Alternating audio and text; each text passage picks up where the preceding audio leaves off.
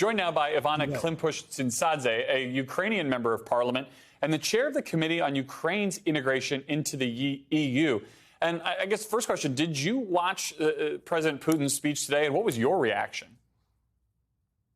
Yes, hi. Thank you for having me. Yes, I did, because obviously we all were anticipating that he might announce the actual war and stop calling this war that he is fighting a special operation and so on. He didn't do that. And my reaction is that he is trying to further manipulate the world with his narrative that he had to do this preemptive strike against Ukraine in order to protect Russia from so-called threat of the West, which is total nonsense. And this was a non-provoked an act of aggression with this full-scale invasion that Putin has waged against Ukrainians, just with only goal to erase Ukraine and Ukrainian nation from the map of the world and to regain its great power status that he's so much craving to have after the dissolution of the Soviet Union, which he believes was the major geopolitical mistake. The buying and selling of Russian energy products has been a big through line of this whole conflict. Yesterday, President Zelensky spoke with G7 leaders who committed to phasing out Russian oil. How important is that step in this fight?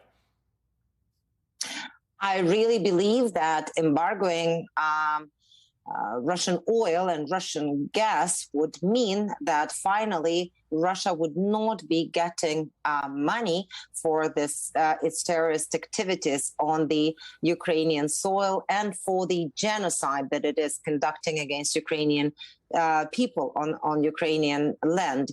So therefore, it's very, very important for the European Union countries to finally get their grip together, find the ways how to provide for additional oil supplies in the nearest time in order to phase out at least on oil from their dependency on Russian energy, and to step up their efforts in terms of also banning the gas import from the Russian Federation. That would mean that Russia would stop getting billions of euros daily for the war it is fighting against Ukraine. Can we go a little bit deeper into that? I mean, the G7 now is on board, but the EU is obviously still talking about this bigger sanctions package. If there have to be carve-outs in there for countries like Hungary or Slovakia, who are more dependent than the rest of the bloc, to get something done, is that something you could support?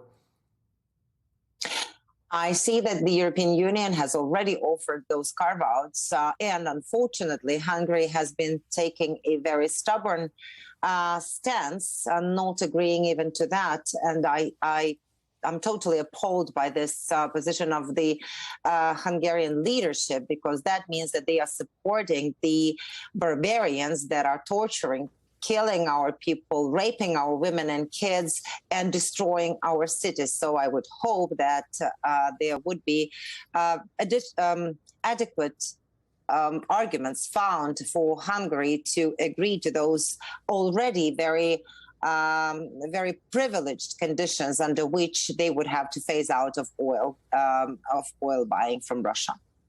You've been focused on getting EU membership for Ukraine. The European Commission's president said their goal is to deliver a first opinion on this question in June.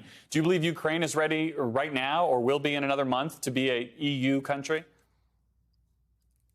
We are talking right now about Ukraine being granted the candidate status for the EU membership, and that does not mean that immediately we are becoming the EU member state. After that, we would have to go through additional transformation and serious set of reforms that we would need assistance with. But at the same time, we also have already gone through quite a long way of transformation with along the road of implementation of the association agreement that we have with the EU. And also, we are every single day, Ukrainian armed forces, Ukrainian territorial defense, Ukrainian society that is defending freedoms and basic values which EU and NATO have been built on. I think we do deserve the political decision as a ray of light at the end of the tunnel for Ukrainian people to understand that our European family, which we belong to, also welcomes us formally in this process on the way to EU membership. And last question, if you can. We reported at the top of the show that all the civilians had been evacuated out of that steel plant in Mariupol. The world has been watching that situation. How concerned are you? What's your understanding of the situation on the ground there in terms of the fighters that remain, the combat that's continuing? Russia has been continuously violating rules of engagement and Geneva Conventions, and it did not even allow to get the bodies of deceased military and civilians to be taken out of Azovstal, and also did not allow for evacuation of the wounded. And it is continuously shelling, pounding that steel plant from the air, is also trying to get our defenders through the ground attacks, and is not giving up on these efforts. I think the whole world has to be mobilized in order to save those heroes of who are defending Mariupol in this particular moment. And there are procedures that can be used. There are precedents in the world where military personnel was saved with engagement of the third parties. So let me use this opportunity to call on this engagement as well.